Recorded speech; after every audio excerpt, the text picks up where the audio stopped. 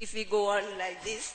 So that's why I said we have enough knowledge, but we don't have the correct attitudes and practice. So it's in the school.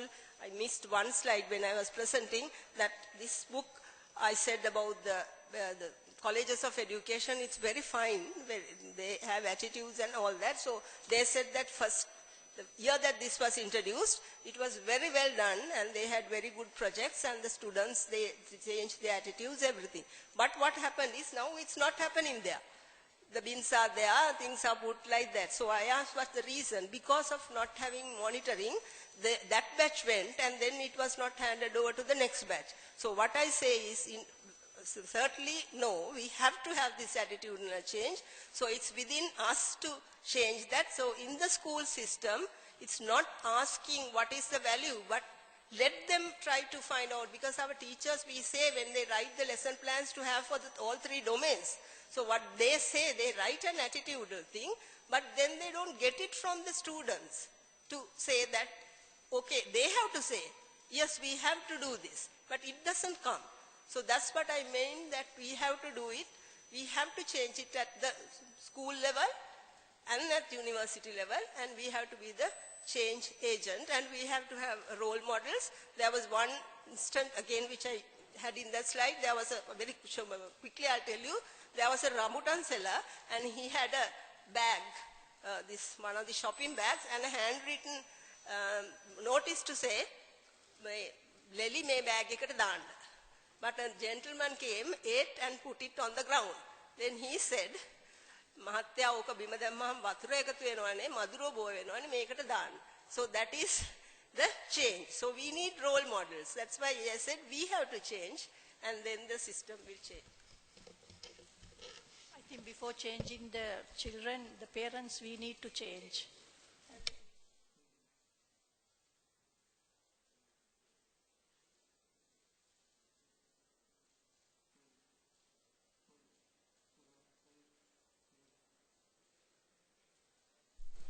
Can I ask a question from Professor Fernando? Now you said there is lack of funds in universities.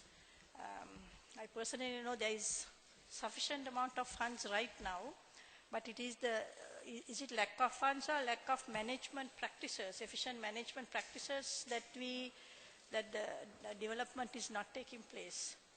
A quick answer.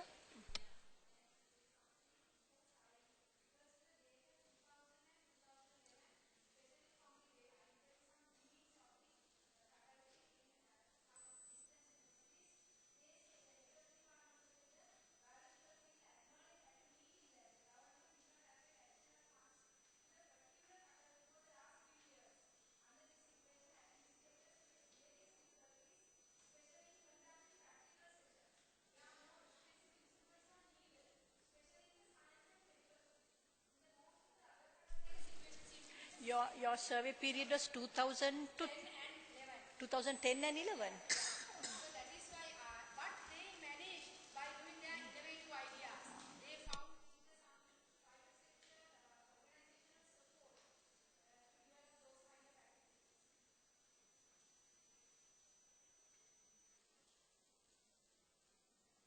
Like not very many questions.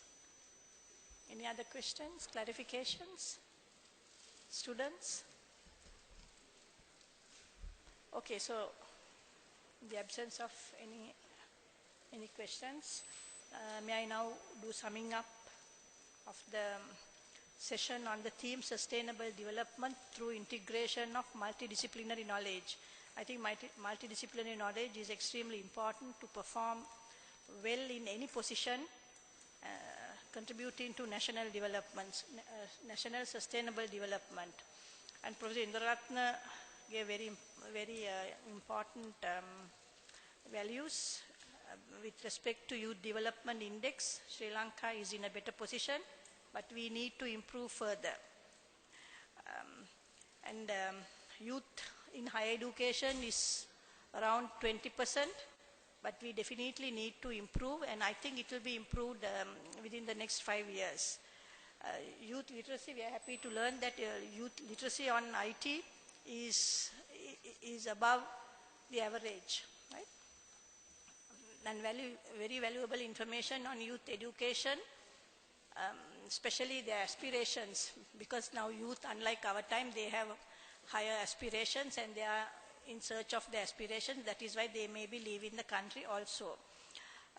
Professor Saman Bandara discussed measures to improve the efficiency in transport sector, and aspects in many supply chain managements were discussed. The importance of operation research tools that involve some mathematical assumptions, very important, how to reduce the cost and get the same outcome. Professor Mari Pereira explained well on the education for sustainable development, where she highlighted it's not only the subject knowledge, but the skills, the soft skills, the skills, attitudinal, and the importance of values. Knowledge, skills, attitudes, and value should be inculcated through this education. And then she also defined the sustainable development and the very important statement made by Nelson Mandela, where education, we all believe in that. Education is the most powerful weapon that can be used to change the world. That's, it was said by none other than Nelson Mandela, late Nelson Mandela, who was the former president of South Africa. Education should involve teaching and learning, both processes. Professor Lalita Fernando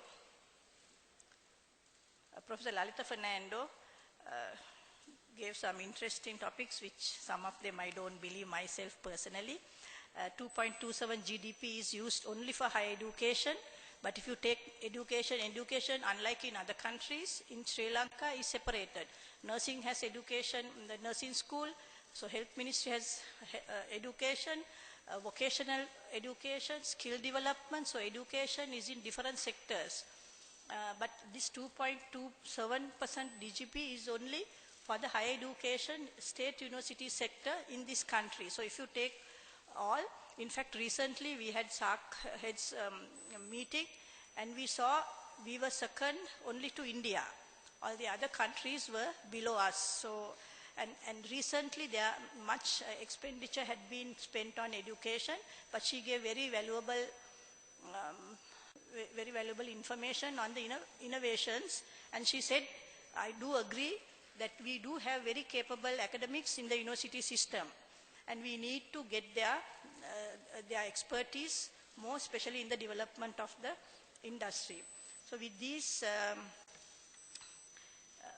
this summing up, I thank the Dean, the speakers for their, especially the speakers for their very well presentation, which included all in all aspects, and the